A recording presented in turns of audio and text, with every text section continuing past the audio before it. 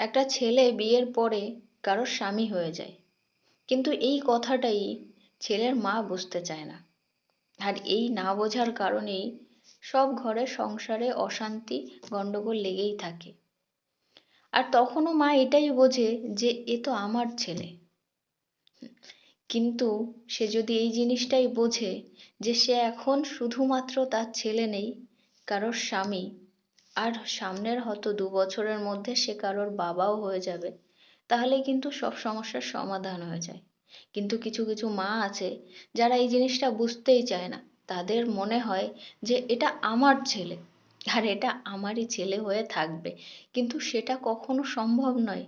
এটা প্রকৃতির নিয়ম, এটা সংসারের নিয়ম। তাই মায়েরা এটা বুঝতে শিখুন যে আপনার ছেলে এখন শুধু আপনার ছেলে নয়, এখন তার উপরে কারোর দায়িত্ব রয়েছে। সম্পূর্ণ দায়িত্ব তার উপর একটা মানুষের। তার এখন একটা মেয়ের বাবা, ভাই, বন্ধু বান্ধব, পুরো সমস্ত পৃথিবীর যে সাপোর্ট দরকার, যে ভালোবাসা দরকার, সেটা শুধুমাত্র একজনই দেবে। আর একজনেরই অধিকার আছে, একজনেরই পারমিশন আছে। কিন্তু সেইখানে যদি আপনি এটা ভাবেন যেটা শুধু আমারই ছেলে, তাহলে কোনো সংসারে কখনোই কোনো দিন স্বামী স্ত্রী কিংবা শ্বশুর শাশুড় একসঙ্গে থাকতে পারবে না।